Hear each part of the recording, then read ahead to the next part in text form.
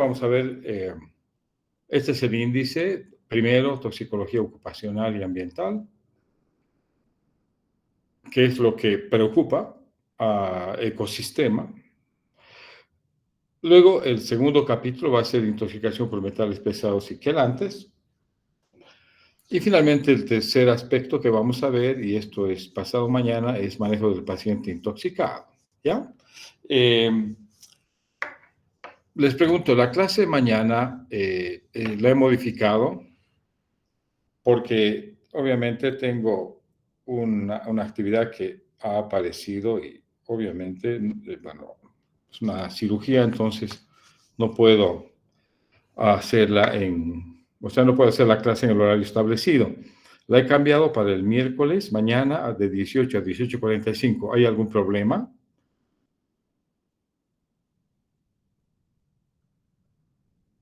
Bueno, entonces, mañana nos vemos entonces. A las 7. De 18 a 18:45, o sea, son 45 minutos nomás. Así que podríamos hacer la clase sin problemas, ¿ya? Está bien, Bueno, muy doctor. bien. Seguimos, entonces, ese es el índice y el contenido de esta clase de toxicología, que primero vamos a tocar el tema de toxicología ocupacional y ambiental, ¿ya?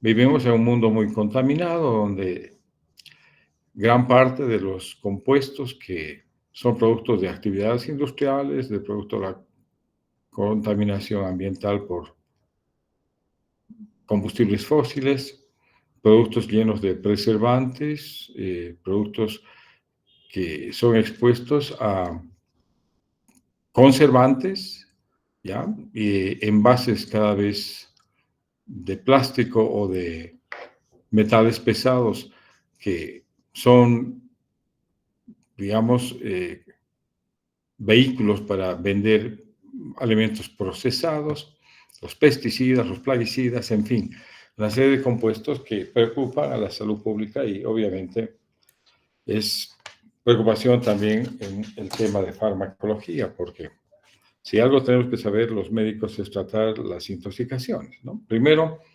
advertir cuáles son los tóxicos a los que uno puede estar expuesto y segundo, cuál es el tratamiento que debemos dar, pero en el camino reconocer los riesgos de una intoxicación aguda y crónica, ¿ya? Entonces, vamos a ver algunos términos y definiciones, ¿ya? El peligro en toxicología es la capacidad que tiene un agente químico de causar lesiones cuando entra en contacto con el organismo, ¿ya?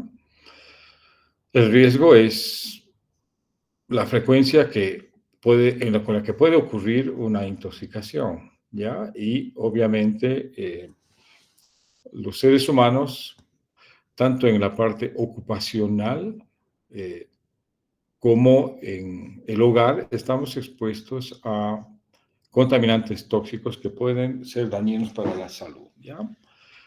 Vamos a tocar el término de vías de exposición, que son las vías de entrada del tóxico al organismo, ¿ya? Y en el ambiente, digamos, industrial, donde hay gente que trabaja, fábricas, ensambladoras o industria de químicos, hay una población que se expone y la vía más frecuente de contaminación es la inhalatoria, ¿ya? Ahora, obviamente, ¿de qué depende el riesgo y la vía de exposición? ¿En qué momento, digamos, uno se puede intoxicar? Uno, la frecuencia con la que se expone y segundo, es la cantidad de tóxico que puede ingresar al organismo, ¿ya? Por eso se habla de una exposición aguda y una exposición crónica. La exposición aguda es accidental y la exposición crónica es estar frecuentemente en contacto con agentes químicos que pueden ocasionar daños a corto, mediano y largo plazo, ¿ya? Entonces, la toxicología ocupacional es la que se encarga de identificar los agentes tóxicos y las enfermedades que pueden ocasionar por el ingreso al organismo y los trastornos tanto agudos como crónicos, ¿ya? Una cosa que preocupa cada vez más es la contaminación del aire. Las sociedades industrializadas tienen el gran problema de contaminación del aire y obviamente la urbanización de las ciudades también ocasionan gran cantidad de contaminantes, ¿no? Producto de la actividad a veces exagerada, exacerbada de eh, fábricas o pequeñas industrias como las ladrilleras o actividad minera alrededor de ciudades donde ya hay poblaciones, donde hay contaminación permanente, ¿ya? Y lógicamente la contaminación del aire no queda en un espacio determinado, sino tiende a abarcar gran espacio y afectar poblaciones, ¿no? Y obviamente cuando hay contaminación hablamos de contaminación ambiental, ¿estamos? Que es una preocupación del planeta Tierra en este momento, porque los gobiernos han hecho convenios, pactos a través de organizaciones y todos piensan que no hay que contaminar, pero no dejan de económicamente usufructuar a veces la contaminación, ¿no? Algunos firman pactos, pero no los cumplen, ¿ya? Y es por eso que las fábricas, por ejemplo, de preservantes, de limpiadores, digamos, de agentes químicos que se utilizan en el hogar, como blanqueadores, como destapacaños, o agentes pesticidas, plaguicidas, en fin, estas fábricas no dejan de producir, aún sabiendo de que sus productos pueden contaminar gravemente el medio ambiente, ¿ya? Entonces, en la clasificación, estos son los temas que vamos a ver ahora, los tóxicos que están en el aire, los tóxicos que están calificados como solventes, ¿ya? Los pesticidas, los herbicidas, los contaminantes ambientales y los metales, ¿ya? Empezamos con los contaminantes del aire y aquí vamos a ver el monóxido de carbono, el dióxido de azufre, el óxido de nitrógeno y el ozono, que son contaminantes que ocasionan daños a la salud, ¿ya? Empezamos con el monóxido de carbono, ¿ya? El monóxido de carbono es un gas incoloro, insípido, no tiene olor, es decir, es probable que se vaya intoxicando de manera inaparente, ¿ya? Eh, Sabemos lo que es capaz de hacer el monóxido de carbono en el organismo, ¿no? Una vez que ingresa, tiene gran afinidad por la hemoglobina, más que el oxígeno. Por lo tanto, se forma carboxia y hemoglobina y esto se distribuye en todo el organismo y ocasiona, sobre todo en los organismos de alto flujo, falla orgánica, ¿ya? Falla en la funcionalidad. ¿Estamos? El efecto principal del monóxido de carbono es la hipoxemia, o la hipoxia, perdón, ¿ya?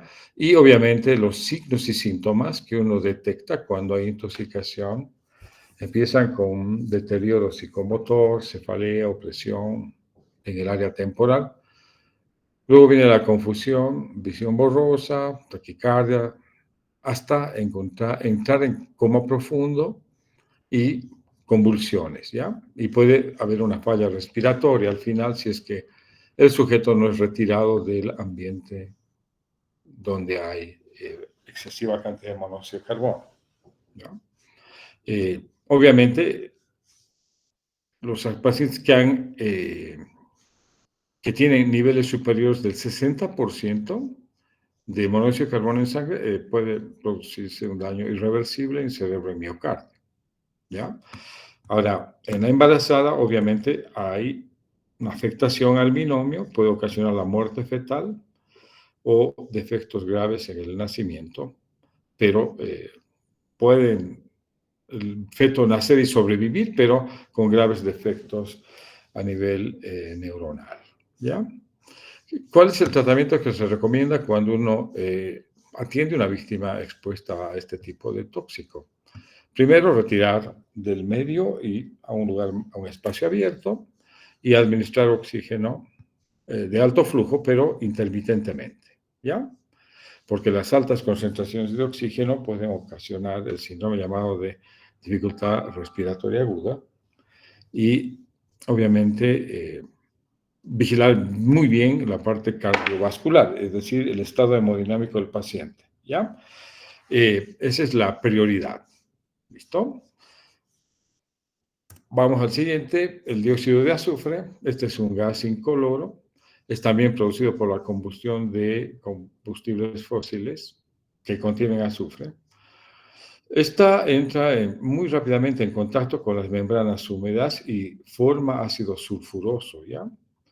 Este ácido sulfuroso a un principio causa irritación y cuando ingresa a la vía respiratoria inferior causa constricción bronquial y broncorrea difusa, ¿ya?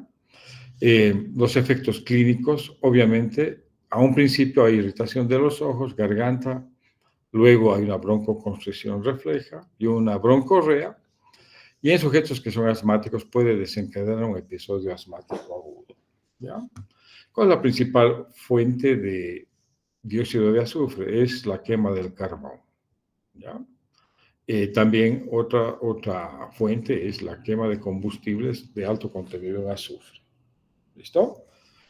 ¿Qué es lo que podemos hacer por un intoxicado? En cuanto a las medidas terapéuticas, no hay nada específico, pero sí se puede también permeabilizar la vía aérea, mantener la vía aérea permeable, obviamente dar asistencia respiratoria, utilizar broncodilatadores que pueden ayudar, ¿sí? Y vigilar el estado hemodinámico, ¿no? Es el tratamiento de urgencia de un paciente intoxicado por dióxido de azufre. Muy bien. Otro compuesto es el óxido de nitrógeno, ¿ya? Es otro gas irritante, es un gas amarronado que está muy relacionado con los incendios, ¿ya? Y con la actividad minera. ¿Listo? El mecanismo de acción del óxido de nitrógeno es un gran irritante pulmonar, ¿ya? Es capaz de producir edema pulmonar y un síndrome agudo de dificultad respiratoria, ¿ya?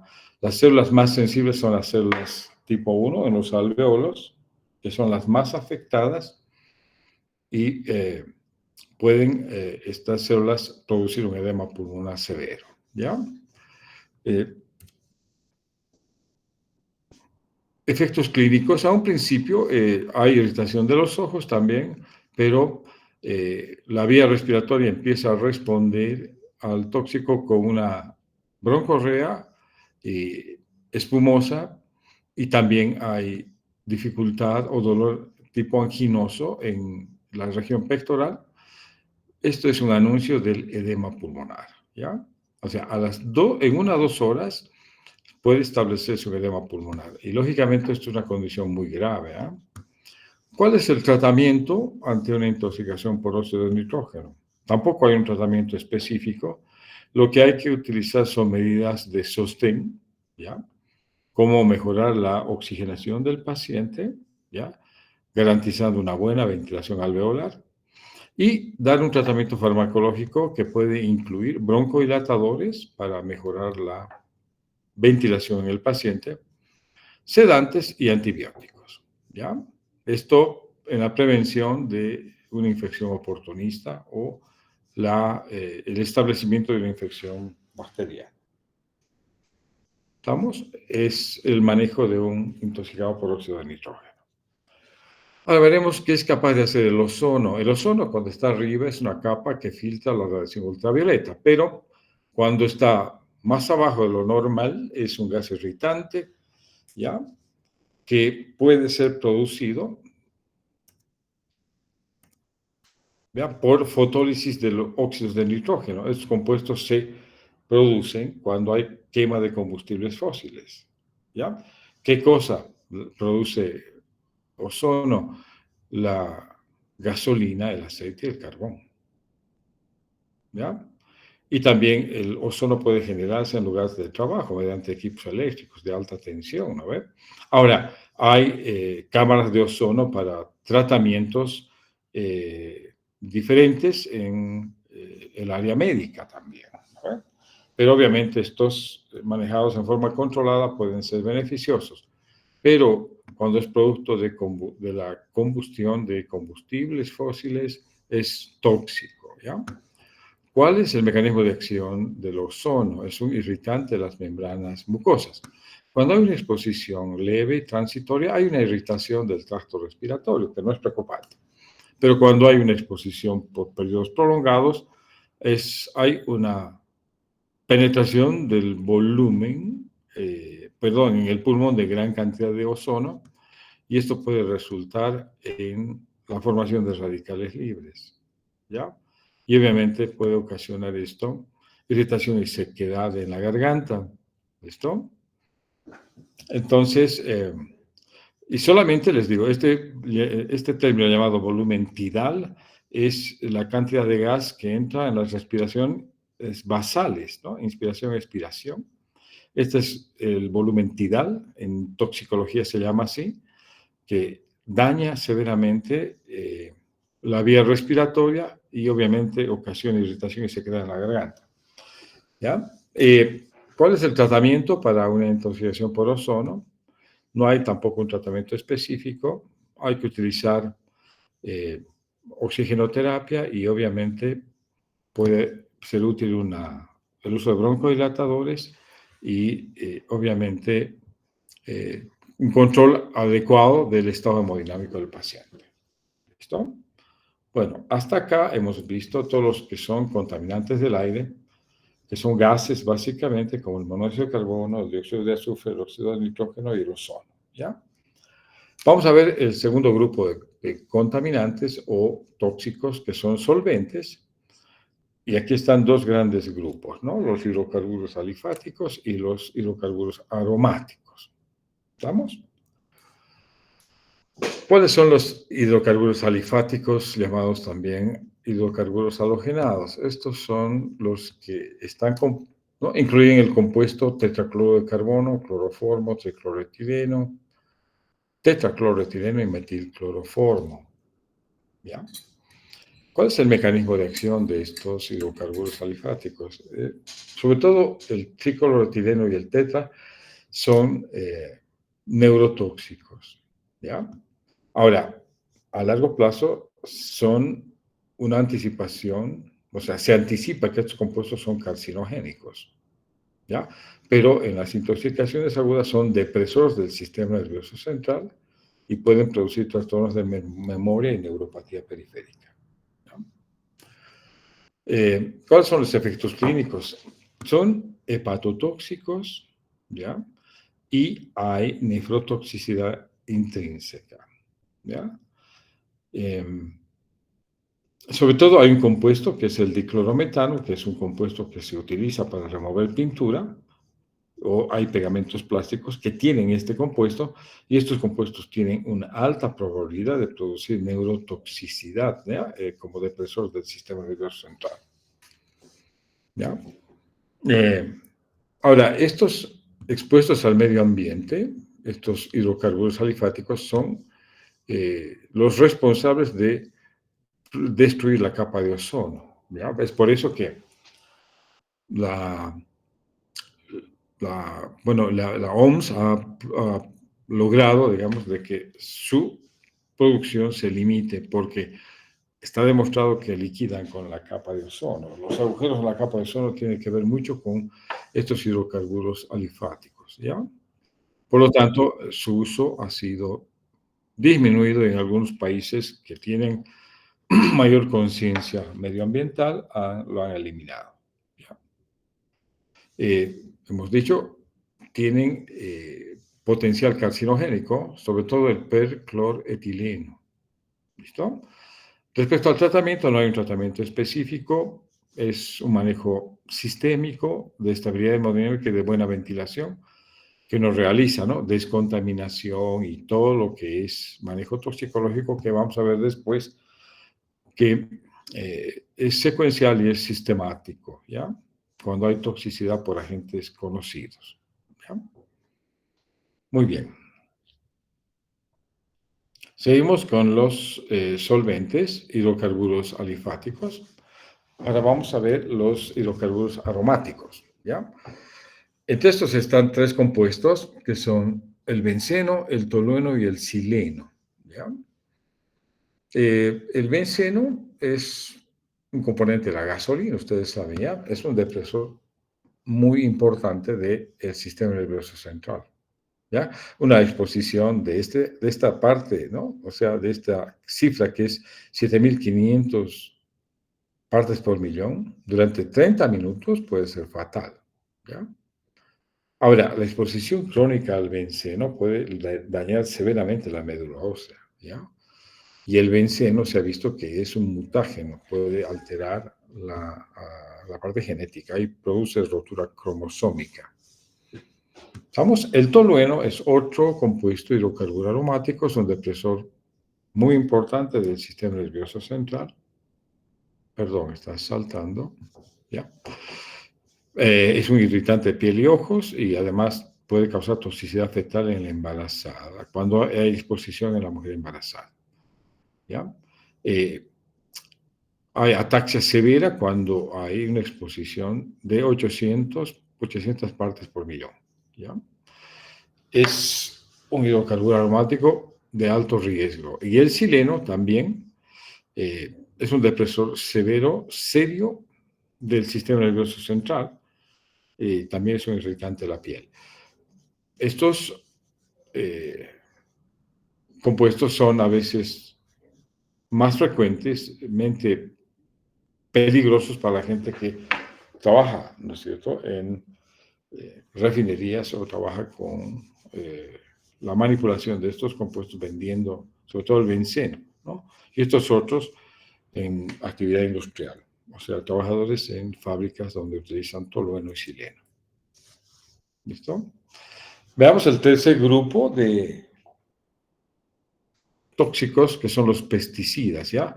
Esto nos involucra a nosotros porque Cochabamba es una zona donde, bueno, era una zona calificada como de gran actividad agrícola, sobre todo era el granero de Bolivia. Y ahora no ha perdido esa condición, pero cada vez hay menos productos locales, ¿no es cierto? ¿Ya? Pero en la actividad agrícola se utilizan mucho los organoclorados, los organofosforados, los carbamatos y los pesticidas botánicos, ¿ya? Vamos a ver cuáles son los pesticidas utilizados de la familia de los organoclorados.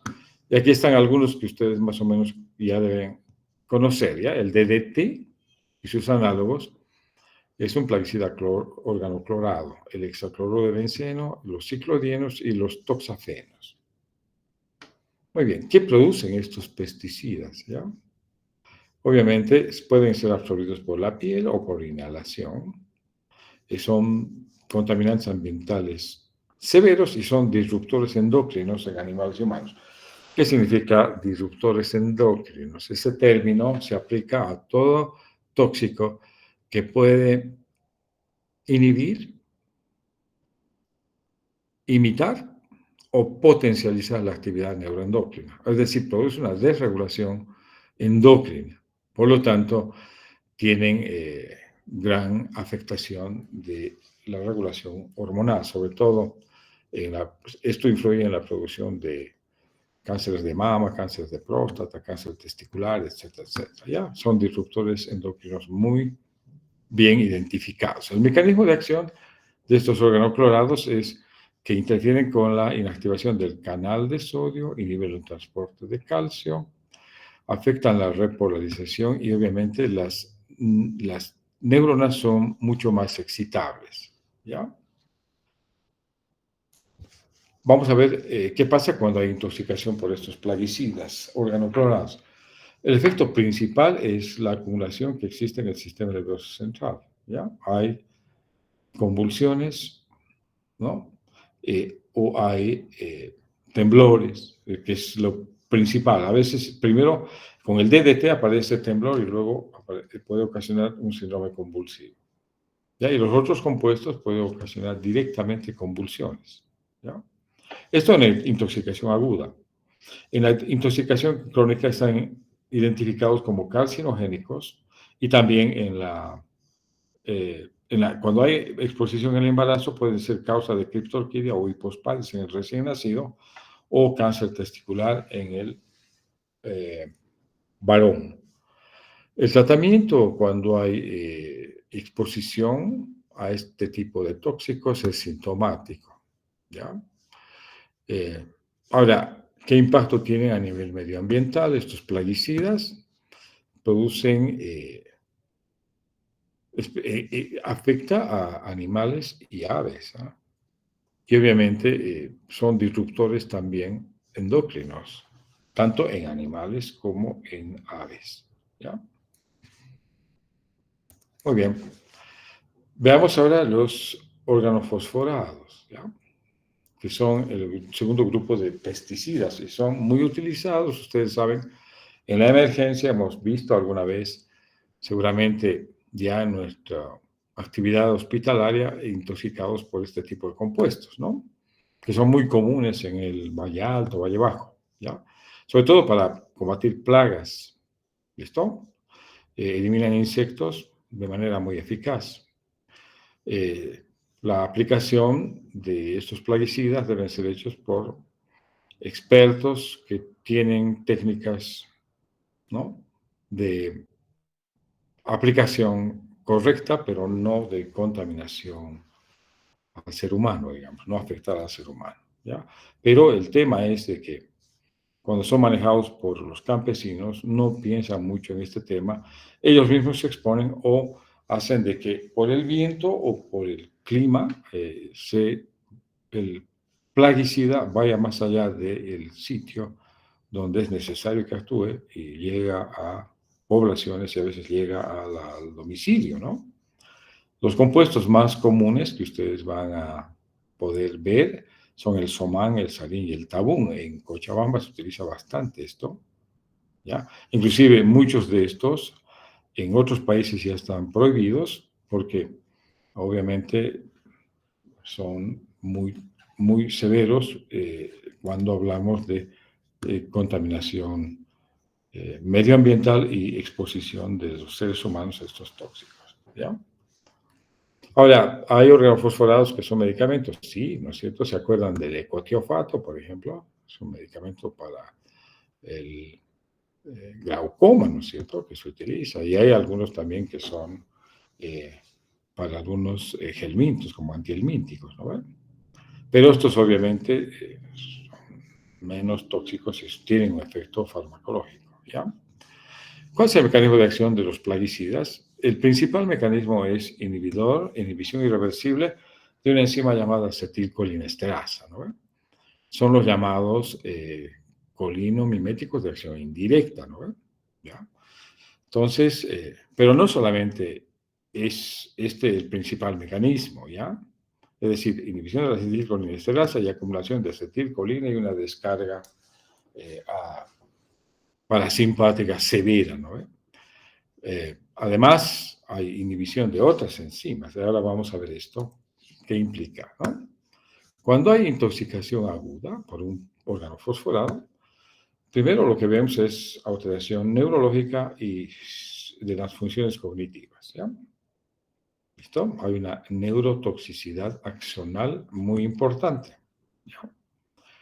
Pero además, ¿qué otra enzima afecta? No solamente afectan la acetilcolinesterasa, sino fosforilan esta enzima llamada esterasa blanco de la neuropatía, ¿ya? Y esta enzima, una vez que es fosforilada, produce parálisis y degeneración axonal, ¿ya? O sea, es una polineuropatía diferida inducida por un órgano fosforado, ¿ya? Y para esto no hay un tratamiento específico, ¿ya? Esta neurotoxicidad produce, ¿no?, polineuropatía. A un principio hay alteraciones como paresis, parestesias, debilidad motriz, pero después la marcha se ve afectada, ¿ya? Es una especie de neurotoxicidad retardada o retrasada, ¿ya? Perdón. Vamos a ocultar esto para, ¿ya? Y hay un síndrome intermedio. Perdón. Ahí estamos. Hay un síndrome intermedio que se caracteriza por la falla cardíaca también que puede acompañar a este tipo de intoxicaciones. ¿Ya? Son potencialmente tóxicos ambientales, ¿ya?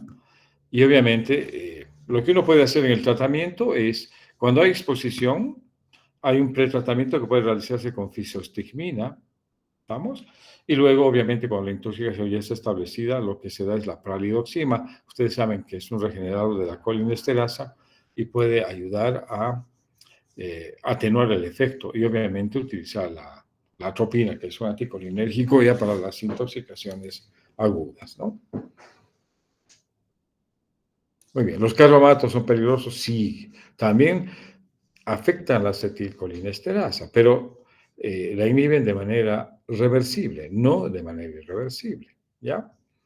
En estas intoxicaciones no, la unión es débil y puede el paciente, digamos, con un tratamiento de sostén, sobrevivir, digamos, ¿no? Las intoxicaciones pueden ser menores y mejor manejables en un servicio hospitalario, ¿ya?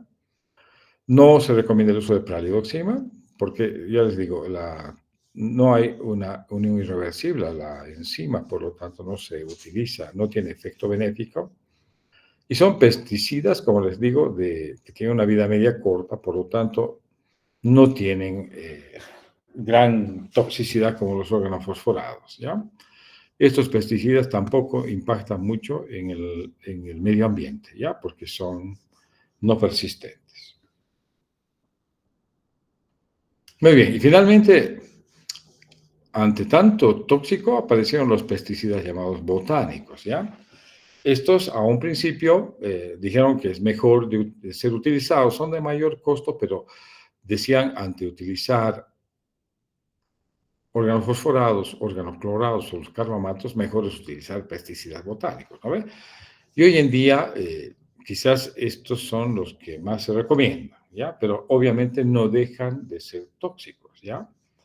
El primero es la nicotina, el segundo es la rotenona y el tercero es el piretro, ¿ya? Son pesticidas derivados de fuentes naturales. Estos presentan una absorción rápida. Por ejemplo, la nicotina reacciona muy rápidamente con el receptor de acetilcolina. Ustedes saben, despolariza la membrana y puede haber toxicidad si la exposición es alta, ¿no? Altas dosis y, obviamente, ¿qué produce? Toxicidad, sobre todo a nivel del sistema nervioso central, ¿no? Puede ocasionar convulsiones. ¿No? Convulsión. La rotenona es otro pesticida botánico. Su ingestión oral produce irritación gastrointestinal, conjuntivitis, dermatitis, faringitis y el tratamiento es sintomático, ¿ya? Y el piretro es un compuesto, un pesticida que se absorbe por inhalación, ¿ya? También es neurotóxico, puede ocasionar excitación, convulsiones y parálisis. El tratamiento también es sintomático, ¿ya? Cuando veamos el tercer aspecto, digamos, de este tema, el tercer componente de este tema, manejo del intoxicado, vamos a ver qué se recomienda en este tipo de situaciones. Ya, ahora estamos identificando los agentes tóxicos, los cuadros clínicos y, sobre todo, medidas que debemos tomar en emergencia en cuanto al manejo, ¿ya? Muy bien, ahora veamos el cuarto punto de este tema. El cuarto grupo son los herbicidas. Y hablamos los herbicidas del grupo clorfenoxi, vamos a hablar del glifosfato y los herbicidas bipiridil. Muy bien. Vamos a hablar de los herbicidas clorfenoxi. Estos son utilizados para destruir malezas, ¿ya? No producen toxicidad aguda, pero sí una grave intoxicación a largo plazo. Es decir, en forma aguda no afectan tanto, pero sí en forma crónica. Sí tienen gran afección sistémica, ¿ya? También son contaminantes ambientales a largo plazo muy peligrosos, ¿ya? ¿Qué pasa con la toxicidad aguda? Hay coma, hipotonía muscular.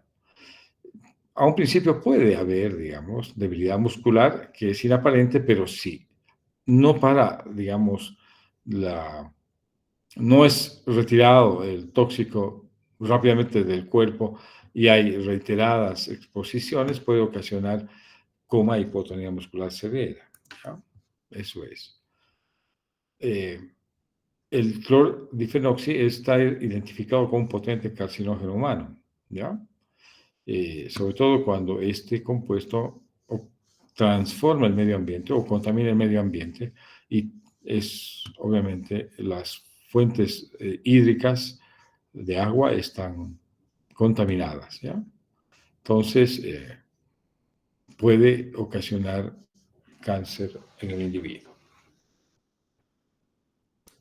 El glifosfato, perdón, el glifosfato es el herbicida más utilizado, ¿ya? Actualmente es un herbicida de contacto. Lo malo es que no discrimina, ¿ya? De cultivos de plantas, digamos, hierba que es mala y que afecta al cultivo, ¿no? No es selectivo, puede dañar a ambos, ¿ya? Intoxicaciones con glifosfato son muy comunes, ¿ya? ¿Cómo se expresa una intoxicación por glifosfato? Es un irritante para los ojos y la piel, produce erosión esofágica, ¿ya? Y puede producir neumonía por aspiración e insuficiencia respiratoria. El tratamiento obviamente es sintomático. La hemodiálisis no tiene, bueno, la hemodiálisis se utiliza en casos de insuficiencia renal como una medida para tratar la intoxicación severa, ¿ya? Responde bien la hemodiálisis a la... bueno, el glifosfato, la intoxicación por glifosfato es tratado exitosamente con hemodiálisis, sobre todo cuando hay falla renal. Muy bien. Seguimos. El paraquat, que es un herbicida bipiridilo. Este es bárbaro, es un tóxico severo, muy, muy peligroso. ¿Eh? ¿Ya? Es un tóxico que produce reducción de un solo electrón del herbicida a las especies radicales libres. Ese es el mecanismo de acción, ¿ya? ¿Cómo lo vamos a entender mejor? Es que se acumula lentamente en el pulmón y causa edema pulmonar, alveolitis y fibrosis progresiva. ¿Ya? A un principio que se puede obtener, digamos, qué es lo que cómo se expresa, digamos, la intoxicación. Hay hematemesis y ese es con sangre, ¿ya? Y después se puede instalar esto, ¿no? Que es un edema pulmonar, alveolitis y fibrosis progresiva. ¿Listo? El paraquat tiene una toxicidad también retardada que se caracteriza por dificultad respiratoria y el edema pulmonar. También hay afectación hepática, falla renal y daño al miocardio. ¿Listo? El tratamiento para la intoxicación por paraquat, en el periodo agudo se puede dar oxigenoterapia, hay que combatir la disnea y la cianosis, pero con precaución, ¿ya? Oxigenoterapia con precaución. ¿Ya? El carbón activado sirve, sí, porque minimiza o impide la absorción del paraquat. ¿Listo? Hay que vigilar las concentraciones del tóxico en plasma y orina y se puede utilizar diálisis, hemodiálisis o hemoperfusión, pero raramente es exitosa, ¿ya? Cuando hay altas concentraciones, sobre todo en sangre. Ahora, si el paciente tiene la suerte de sobrevivir a la etapa aguda, hay que vigilar su estado respiratorio y su función renal de por vida. Muy bien. Vamos a ver algunos contaminantes ambientales, que son los bifenilos, polibromados, los compuestos perfluorados, los disruptores endócrinos y los asbestos. ¿Ya? Veamos los bifenilos policlorados y polibromados. Son ambientalmente peligrosos. Bueno, estos ya no vamos a hablar mucho porque han prohibido el uso ya por su grave contaminación. Fíjate cómo afecta el ecosistema, ¿ya? Afecta plantas, contamina el agua y obviamente afecta el ganado. Por lo tanto, es realmente un contaminante ambiental muy, muy severo, ¿ya? Estos policlorados ya no se utilizan, pero sí los perfluorados todavía, digamos, ¿ya? Estos tienen un efecto nocivo sobre la capa de ozono, ¿ya? Es un disruptor endocrino potente, sobre todo las sustancias perfluoradas como el teflón, ¿ah? ¿Ya? En el ambiente, eh, es decir, son tóxicos que pueden afectar al medio ambiente, ¿ya? Obviamente, ¿qué es lo que producen? Contaminan el suelo y especies terrestres y aves, digamos, tanto plantas como animales. Y en el ser humano, ¿qué producen? ¿Ya? Los compuestos perfluorados, eh, el cáncer de riñón, el cáncer de próstata, el cáncer de ovario y el linfoma no Hodgkin están relacionados con su toxicidad. ¿Vamos? Ahora, pueden también ocasionar trastornos de menor preocupación, como elevación del colesterol y elevación del ácido úrico, ¿no es cierto? ¿Ya? Pero obviamente el peligro real es que son cancerígenos, ¿ya? Riñón, próstata, ovario y linfoma no Hodgkin han sido relacionados con estos compuestos perfluorados.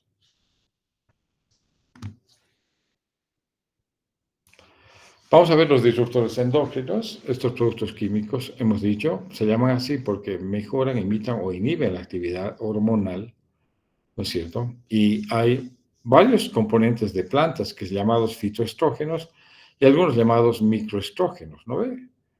Ya. Y también hay productos industriales como los organoclorados o bromados que tienen esta actividad disruptora, ¿ya? En humanos no hay una relación directa todavía entre qué es lo que producen específicamente cada disruptor, pero sí hay una relación entre la sospecha del cáncer de mama y estos disruptores o el cáncer de testículo en el varón, ¿ya?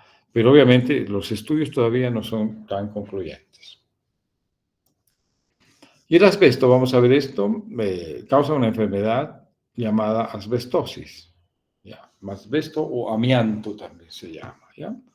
Estos están relacionados con la génesis del cáncer de pulmón y el mesotelioma, ¿ya? Ahora hay una combinación peligrosa que es la asbestosis más el tabaquismo. ¿Listo? Ahora, los asbestos también están relacionados con la aparición de otros cánceres como el cáncer de colon, laringe, estómago y linfoma. ¿Estamos? Este es un contaminante muy peligroso, ¿eh?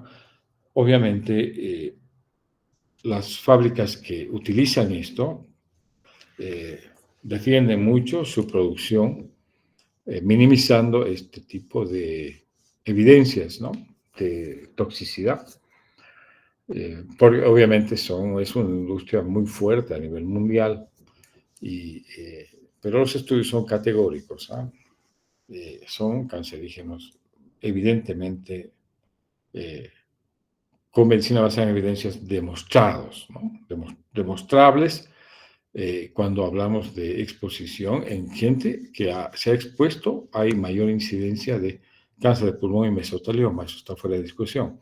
Pero también estas mismas poblaciones expuestas están con mayor predisposición a desarrollar cáncer de colon, laringe, estómago y el linfoma. ¿Vamos? Bien. Y finalmente, para terminar la clase de hoy, vamos a terminar todos intoxicados, ¿ya? Pero veamos los metales, ¿ya? Hay 3 metales que están involucrados en esto. Bueno, hay más, pero vamos a hablar del berilio, cadmio y los nanomateriales. Interesante, este último especialmente, ¿ya? Ahora, hay una intoxicación ocupacional con metales como el arsénico, plomo, mercurio, ¿no? Estos venenos metálicos clásicos continúan siendo utilizados todavía en la actividad minera, ¿no? Sobre todo en los ríos, ¿no es cierto? Cuando hay los buscadores de oro, ¿no es cierto? ¿Ya? Obviamente. Veamos los metales, el berilio, ¿ya? Este es un metal que está asociado al cobre y es componente de computadoras o dispositivos que utilizan, digamos, la parte electrónica, ¿ya?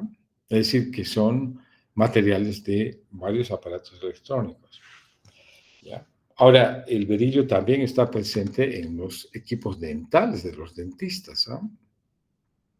Y estos, obviamente, están expuestos al polvo de berilio y cuando hay toxicidad pueden desarrollar una enfermedad llamada beriliosis, ¿ya? Es un tóxico que se ingresa al organismo por inhalación y es un potente carcinógeno humano clase 1, ¿ah? Fíjense, ¿ya? Vamos a ver qué pasa cuando hay beriliosis aguda. Esta beriliosis aguda, ¿no?, puede manifestarse con sintomatología respiratoria, inflamación, moco, broncoconstricción. Pero cuando hay exposición crónica se produce la beriliosis crónica y esto está caracterizada por fibrosis pulmonar progresiva, ¿ya? Que puede ocasionar una grave discapacidad, cáncer y muerte, obviamente, ¿no? Cáncer de pulmón y muerte. El tratamiento para la intoxicación por berilio, eh, hay que exponerse lo menos posible, ¿no? El tratamiento es preventivo, digamos, ¿no? Porque obviamente no hay ningún tratamiento específico para atenuar la beriliosis crónica, sobre todo. El cadmio, ¿ya? Trabajadores que producen baterías de níquel cadmio son los más expuestos, ¿ya? También algunos pigmentos y los que trabajan en soldadura o hacen operaciones de chapado, digamos. Estos son los que están expuestos a este metal llamado cadmio, tóxico, que se inhala y se puede ingerir también, ¿ya? El trastorno respiratorio agudo, llamado fiebre del humo por cadmio, es muy serio, ¿ya? Sobre todo común en los soldadores, que se caracteriza por escalofríos, tos, fiebre, ¿ya? Puede producir una neumonía transitoria. Esto es en agudo, pero la exposición crónica produce fibrosis pulmonar progresiva, ¿ya? También puede causar insuficiencia renal si la exposición es continua. Muy bien. Y finalmente, para terminar la clase de hoy, vamos a hablar de los metales llamados nanomateriales, ¿ya? El nanomaterial es cualquier material natural o fabricado que tenga una dimensión que se encuentre entre 1 y 1000 nanómetros de tamaño. ¿Listo? Entre 1 y 1000 nanómetros de tamaño. ¿Vean? Ahora, en la industria de farmacológica, las nanopartículas se prueban y se usan para administrar medicamentos, ¿no? Estos son los quimioterapéuticos y otros medicamentos para el cáncer. Utilizan nanopartículas y cada vez se utilizan con más frecuencia, ¿ya? El objetivo es llegar al sitio de acción y hacer una liberación lenta y sostenida del compuesto, ¿no?, en el sitio destinado, que es el tumor, ¿ya? ¿Qué pasa con estas nanopartículas? ¿Ya? ¿Hay toxicidad? Sí, se ha visto. La inhalación o la ingestión eh, puede, es decir, le da a este compuesto, una vez que ingresa al organismo, tiene alta capacidad de ingreso a través de membranas. Penetran membranas celulares, pueden penetrar en el material del núcleo y pueden afectar la información genética también, ¿ya? Por ejemplo, las nanopartículas de sílice producen toxicidad renal. Las nanopartículas de óxido de zinc son tóxicas para las células hepáticas. Para los nanotubos de carbono son citotóxicos y pueden producir daño pulmonar severo. ¿Estamos? Ahora, ¿hay contaminación ambiental por los nanomateriales? Sí, ¿ya? Sobre todo cuando contaminan el agua o son transportados por el viento y pueden ingresar en la cadena alimentaria. Es una preocupación seria, actual, ¿no?, esta contaminación por nanomateriales. Y obviamente, ¿cómo nos defendemos de ello, no es cierto? No hay un mecanismo eficaz. Muy bien, y aquí vamos a quedar.